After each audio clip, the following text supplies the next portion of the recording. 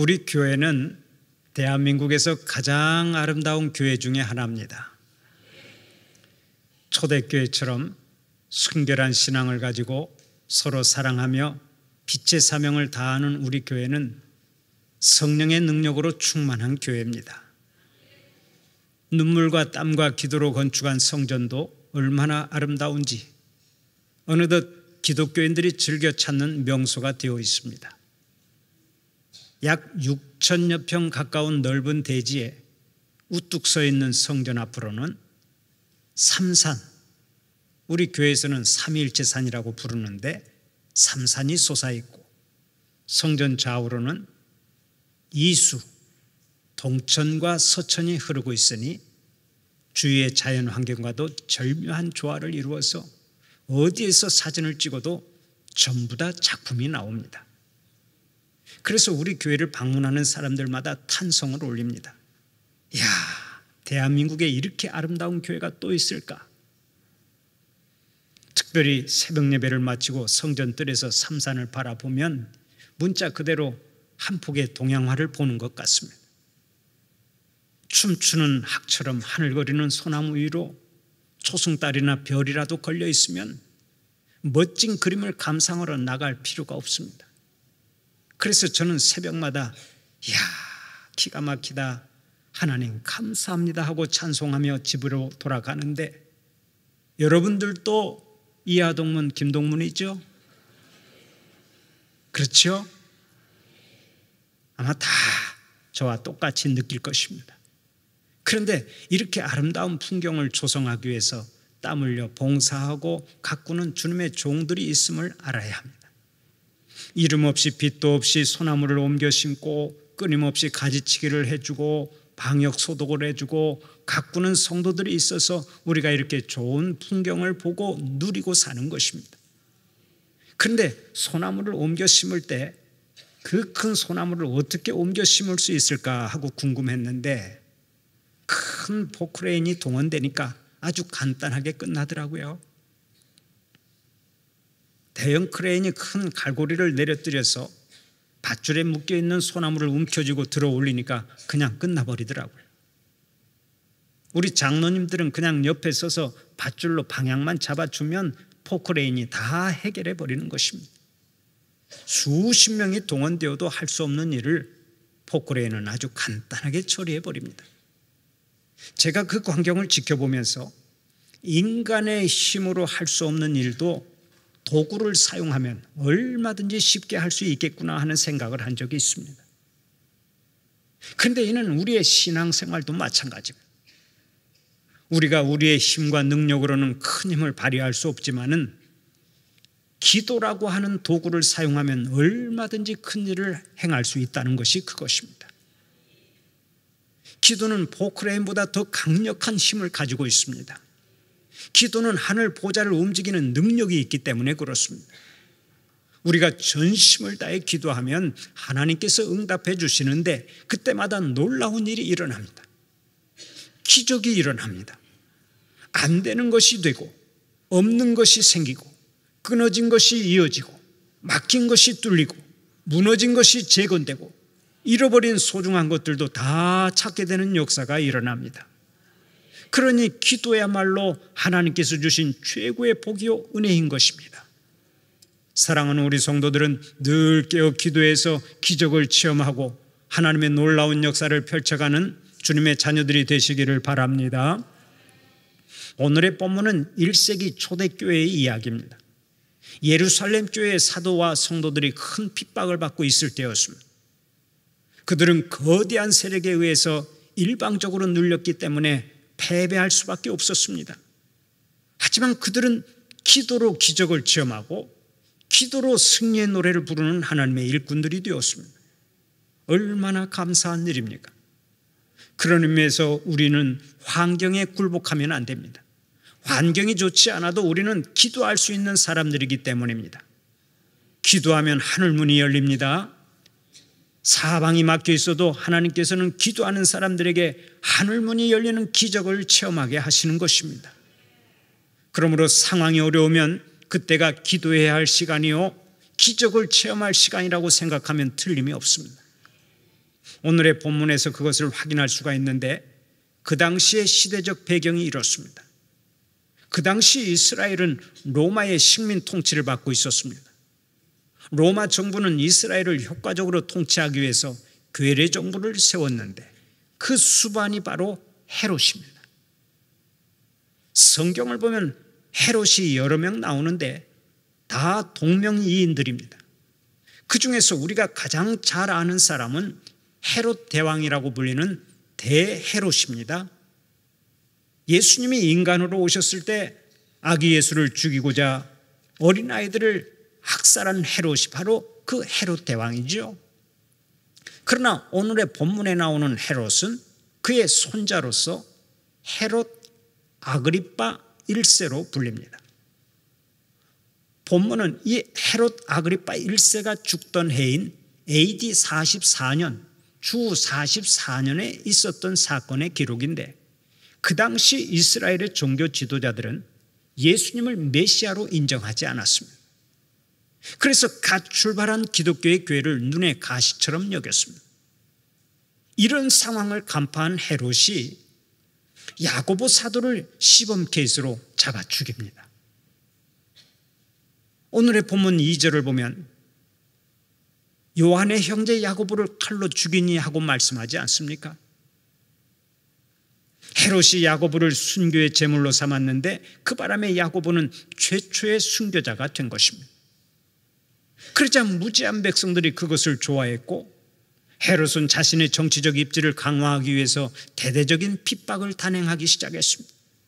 그 일환으로 베드로를 긴급 체포하게 되는데 그것을 오늘의 본문 3절 4절에서 확인할 수 있습니다. 본문 3절 4절 말씀을 다시 한번 함께 봉독하면서 그것을 확인해 볼까요? 3절 4절 말씀을 함께 봉독합니다. 유대인들이 이 일을 기뻐하는 것을 보고 베드로도 잡으려 할세 때는 무교절 기간이라 잡음에 옥에 가두어 군인 내식인 네 패에게 맡겨 지키고 6월절 후에 백성 앞에 끌어내고자 하더라. 아멘. 마침 그때는 유교절 6월절 기간인데 명절이 지나면 베드로를 백성들 앞에 끌어내서 처형할 심산이었습니다. 그때 베드로가 투옥된 상황이 어떠했습니까? 군인 16명 4명씩 교대로 계속 베드로를 감시했습니다. 철통 같은 경계로 베드로가 구출될 가능성은 완전히 제로에 가까웠습니다. 그때 교회는 베드로의 투옥으로 위기 중에 위기를 맞이한 것입니다. 한번 생각해 보십시오. 아직 어린 초대교회에 베드로의 존재는 큰 비중을 차지하고 있었습니다. 만일 베드로마저 순교한다면 인간적으로 생각할 때 막막하기 그지없었을 것입니다. 한마디로 극한 상황이요 절망 그 자체입니다. 그러나 감사하게도 교회는 그 절망스러운 현장에서 소망의 끈을 놓지 않았습니다. 그들은 그때 힘써 기도했습니다. 5절 말씀에서 그것을 확인할 수 있는데 5절을 다시 한번 함께 읽어볼까요? 5절 말씀도 함께 봉독합니다. 이에 베드로는 옥에 갇혔고 교회는 그를 위하여 간절히 하나님께 기도하더라. 아멘.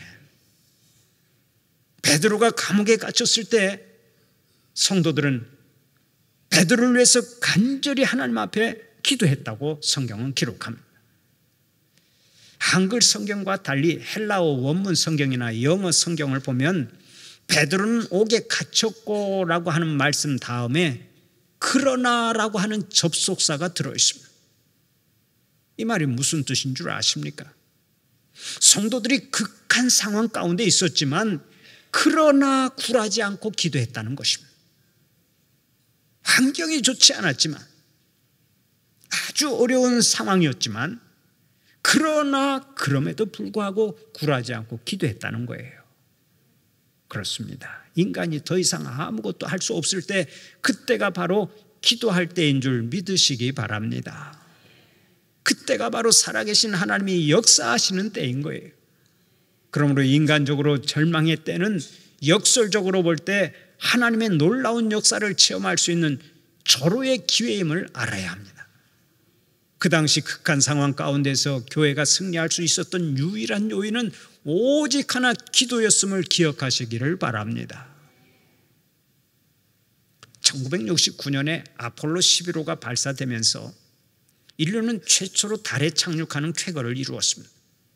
그때 닐 암스트롱 등등의 우주인들이 달에 착륙하는 장면이 전 세계에 중계되었죠. 덕분에 우리는 학교도 안 가고 그 장면을 지켜보았습니다마는 사실은 마쿠에서 담당자들이 피를 말리는 긴장 가운데 있었습니다. 만약에 실패하면 우주인들의 목숨을 담보할 수 없을 뿐만 아니라 그때까지 투자했던 막대한 비용을 다 날리게 되는 것입니다. 일반 사람들에게는 잘 알려지지 않았지만 그 당시 케네디라고 하는 대통령이 그 우주계획을 주도하던 한 과학자와 아주 특별한 교제를 나누면서 그 일을 추진했는데, 케네디 대통령과 함께 우주계획을 주도하던 그 과학자가 바로 베르너 폰 브라운이라고 하는 사람입니다. 그런 독일 출신 미국인 과학자로서 아주 신실한 크리스찬이었는데 아폴로 11호를 발사하기 직전에 그는 이렇게 고백한 바 있습니다.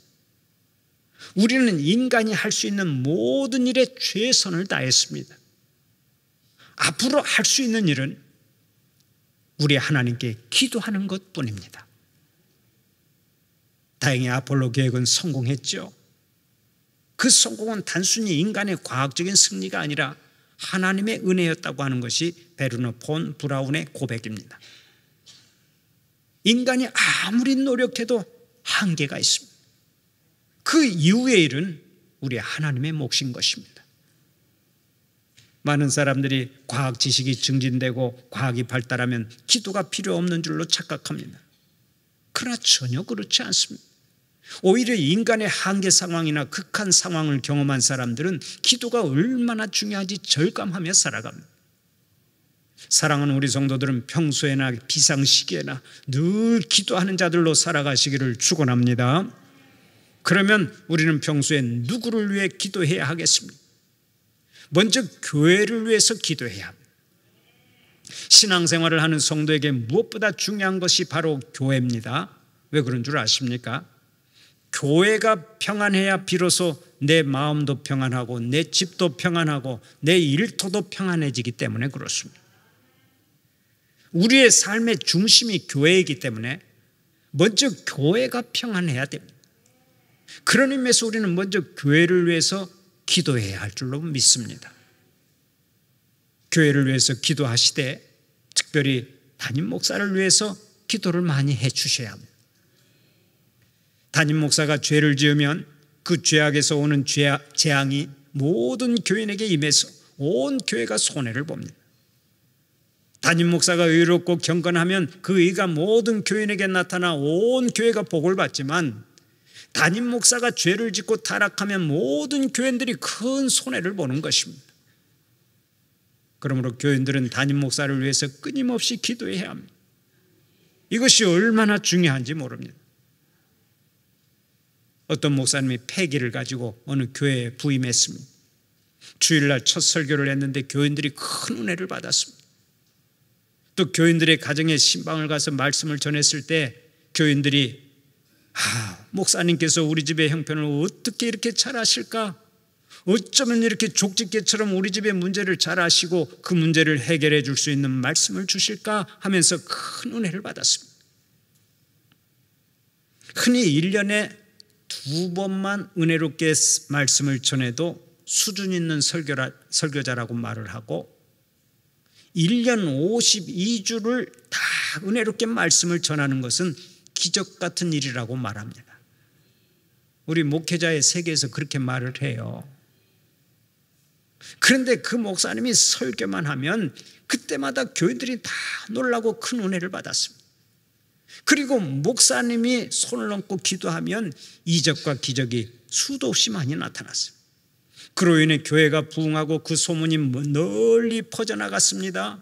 그때 목사님이 우쭐해져서 나는 보통 목사가 아닌가 봐, 아주 특별한 목사인가 봐 하고 생각했습니다.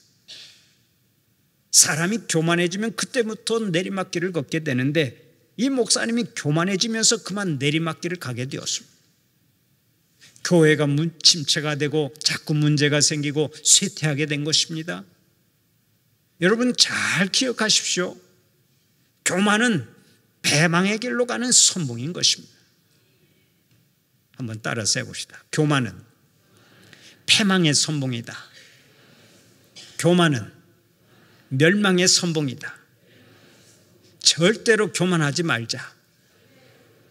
아멘입니까?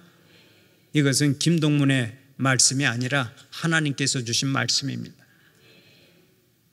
교만은 패망의 선봉이에요. 그러니까 우리는 언제든지 교만의 근처에 가서는 안 되는 것입니다. 교만에는 근처도 가지 말아야 하는 거예요. 언제나 겸손하게 살아야 한다는 말씀입니다. 11조를 50만 원 할 때는 겸손하다가 11조를 500만 원 한다고 교만해지면 그때부터 망조로 들어가는 것입니다. 11조를 1억 원을 해도 10만 원 하는 사람보다 겸손해야 하나님께서 끊임없이 세워주시고 복을 주시는 줄 믿으시기 바랍니다. 겸손이 참으로 중요한 거예요. 이런 이야기가 있습니다. 한 세탁소에 수백 개의 옷걸이가 있는데 어느 날 새 옷걸이가 하나 또 들어왔습니다. 그때 제일 오래된 옷걸이가 그 새 옷걸이에게 말했습니다.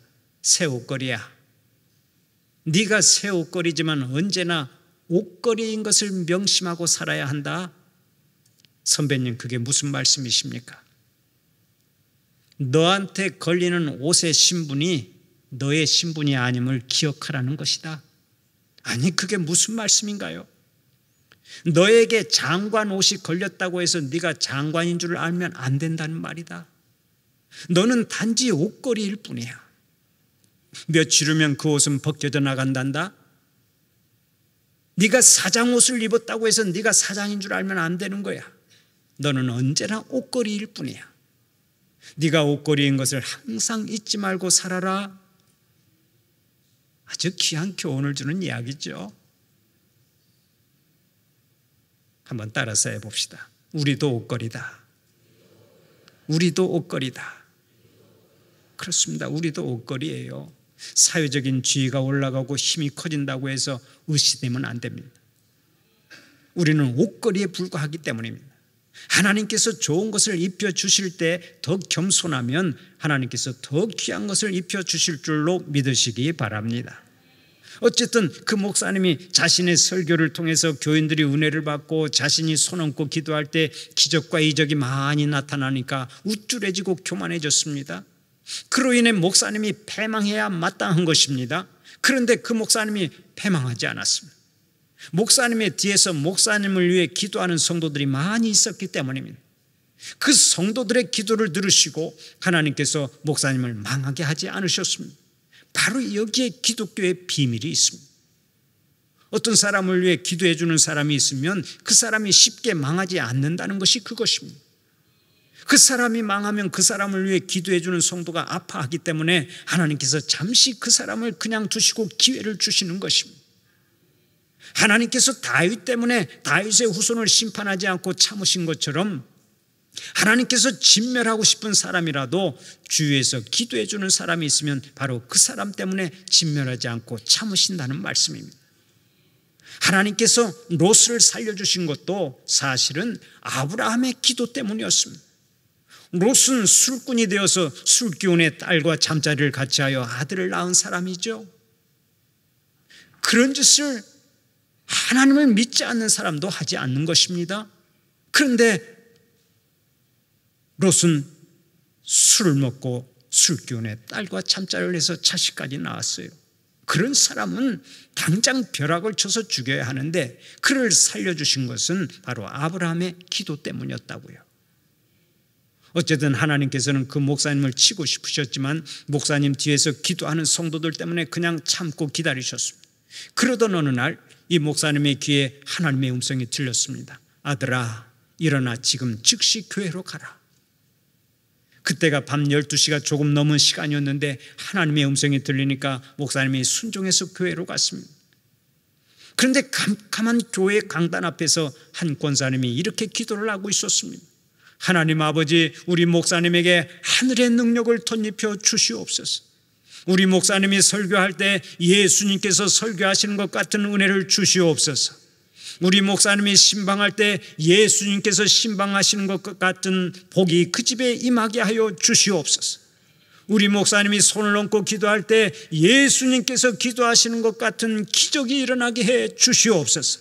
우리 목사님을 귀하게 써 주시옵소서. 그렇게 간절히 기도를 하고 있었습니다. 그 기도를 듣고 목사님이 큰 깨달음을 얻었습니다. 아하, 내가 능력이 있어서 목회를 잘하는 것이 아니구나. 내가 특별해서 목회를 잘한 것이 아니구나. 바로 저런 성도들의 기도 때문이구나. 내가 설교하고 신방할 때 역사가 일어난 것이 저들의 기도 때문이었구나. 하나님, 저런 숨은 성도들의 기도 때문에 제가 이렇게 목회하고 있는 것을 몰랐습니다. 저의 교만을 용서하여 주시옵소서. 이렇게 기도하면서 크게 회개하고 더욱 겸손하게 사역을 했습니다. 그리고 그때부터 교인들의 기도가 참으로 중요한 것을 알고 매 주일마다 교인들에게 부탁을 했습니다. 여러분, 저를 위해서 기도해 주십시오. 저를 위해서 쉬지 않고 기도해 주십시오. 그렇게 부탁하면서 목회를 했는데 나중에는 더 큰 부흥을 이루고 하나님의 영광을 높이 드러냈다는 간증이 있습니다. 교인들이 목사님을 위해서 기도하면 목사님이 변화됩니다. 교인들이 끊임없이 기도하면 목사님의 인격이 변하고 사역이 달라집니다. 강단이 항상 은혜로 충만해집니다. 그리고 교인들이 그 은혜에 비해 젖어서 시원함을 얻습니다. 세상에서 지치고 목마른 영혼들이 은혜를 받고서 이제 살겠다 하고 고백합니다. 결국 교인들이 기도하면 목사님이 변하고, 목사님이 변하면 교회가 변하고, 교회가 변하면 사회가 변하는 줄 믿으시기를 바랍니다. 그렇다면 목회자를 위해서 기도하는 것이 얼마나 중요한지 모릅니다. 초대교회 교인들이 감옥에 갇힌 베드로 사도를 위해서 간절히 기도한 것처럼 사랑하는 우리 성도들은 목회자들을 위해서 계속해서 기도해 주시기를 바랍니다. 그리고 우리 자신을 위해서 기도해야 합니다. 예수님은 말씀하셨습니다. 사람이 만일 온 천하를 얻고도 제 목숨을 잃으면 무엇이 유익하리요? 100번 1000번 맞는 말씀이죠. 그러면 나 자신을 위해서도 기도해야 합니다. 제가 장례를 치렀던 한 남성이 있습니다. 그 사람은 30대 후반의 나이에 몸이 아파서 병원에 입원했는데 병명이 급성 췌장염이었습니다. 그런데 그 병을 발견한 후에 딱 3주 만에 세상을 떠났습니다. 제가 장맛비가 쏟아지는 날 밤 새벽 1시에 서울 국립의료원에 가서 임종예배를 드리고 온 기억이 있는데 지금도 그 성도를 잊을 수가 없습니다. 몸도 건장하고 외관상으로는 너무나 멀쩡했는데 30대 젊은 나이에 그렇게 쉽게 세상을 떠나더라고요. 누가 뭐라 해도 우리의 몸처럼 중요한 것이 없습니다. 지금 억만금을 가지고 있다 해도 내가 죽으면 그것이 내게 무슨 소용이 있습니까? 내가 죽으면 아무것도 아닙니다. 내가 있고 세상에 있는 것이지 내가 죽고 나면 그 어떤 것도 아무런 소용이 없는 것입니다. 그러므로 우리는 나 자신의 건강을 위해서 기도하고, 나 자신의 영혼을 위해서 기도하고, 나 자신의 믿음을 위해서 기도해야 될 줄로 믿습니다. 또 가족의 건강을 위해서도 열심히 기도해야 합니다. 언젠가 미국의 템프시에서 있었던 일입니다. 한 사람이 당뇨로 오른쪽 다리가 썩어가서 다리 절단 수술을 받아야 했습니다. 그런데 의사가 실수로 왼쪽 다리를 잘라버렸습니다. 오른쪽 다리를 잘라야 되는데 왼쪽 다리를 잘라버렸어요. 결국 두 다리가 다 잘렸고 말았습니다. 병원에서 다리값으로 20억을 지불했습니다. 그러나 두 다리가 잘리고 20억을 받은들 뭐 하겠습니까? 우리가 병원에 가서 수술할 때도 의사와 간호사가 실수하지 않도록 그들을 위해서 기도해야 합니다. 어떤 대학생은 턱 때문에 양악수술을 받으러 들어갔다가 영영 집으로 들어오지 못하는 사람이 되었습니다. 멀쩡한 사람이 의사의 실수로 한순간에 세상을 떠나버린 것입니다. 이 세상에는 예측할 수 없는 일들이 많습니다. 그렇기 때문에 나 자신을 위해서, 부모를 위해서, 아들, 딸을 위해서, 남편과 아내를 위해서 날마다 두 손 들고 기도해야 하는 것입니다. 요즘에는 사는 것이 어렵다고들 합니다. 심지어는 아내가 낳은 자녀가 자신의 자녀가 맞을까 하고 의심하는 남편들이 많다고 하지요. 그런 사람들은 삶이 얼마나 괴롭겠습니까? 이런 우스갯소리가 있습니다. 15층 아파트에 사는 한 부부가 싸웠습니다. 부모님이 싸우는 것을 보고 견디다 못한 고등학생 아들이 15층에서 뛰어내렸습니다. 그러자 아버지도 홧김에 그 뒤를 따라 뛰어내렸습니다. 그것을 보고 어머니도 뛰어내렸습니다. 그런데 아파트 근처 어느 곳에서도 그들을 발견할 수가 없었습니다. 15층에서 떨어졌으니까 분명히 다 죽었을 텐데 그들의 흔적을 찾을 수가 없었습니다. 알고 보니까 아들은 비행 청소년이라 비행해서 다른 곳으로 날아갔고, 아버지는 제비족이라 곧바로 날아갔고, 어머니는 날라리라서 날아서 도박장으로 갔다는 것입니다. 아버지는 아버지대로, 어머니는 어머니대로, 아들은 아들대로, 딸은 딸대로 각자 멋대로 산다면 인생이 얼마나 괴롭겠습니까? 온 가족이 하나님을 섬기고, 남편은 예수님처럼 살고, 아내는 하나님의 딸처럼 살면서 서로 사랑하면 우리 사는 곳이 곧 작은 천국이 되는 줄 믿으시기 바랍니다. 이 세상의 가정들이 아무리 추악해지고 타락해도 예수님을 믿는 우리는 세상 사람들처럼 살면 안 됩니다. 그렇게 되지 않기 위해서 우리가 깨어서 기도해야 합니다. 하나님 아버지, 저희 가정을 지켜주시옵소서. 제 아내를 지켜주시옵소서. 제 남편을 지켜주시옵소서. 제 아들, 딸을 지켜주시옵소서. 예수님께서 십자가를 지고 골고다로 올라가실 때 예루살렘 여인들이 울면서 예수님의 뒤를 따라갔죠. 그때 예수님께서 돌이켜 그들을 보고 이렇게 말씀하셨습니다. 너희는 나를 위해 울지 말고 너희와 너희 자녀를 위해서 울어라. 나를 위해 울지 말고 너희 자녀를 위해서 울어라. 하나님께서 도와주시지 않으면 우리 아들, 딸들이 어떻게 이 세상의 유혹을 이기겠습니까? 하나님께서 도와주시지 않으면 우리 아들, 딸들이 어떻게 이 세상을 올곧게 살아가겠습니까? 정말 우리 자신과 가족을 위해서 우리는 하루에 10번이라도 손을 들고 열심히 기도해야 하는 것입니다. 초대교회 교인들이 늘 주님 앞에서 두 손 들고 기도했던 것처럼 우리 성도들도 항상 기도하는 자들이 되어서 범사에 승리하고 하나님께 큰 영광 돌리시기를 간절히 축원합니다.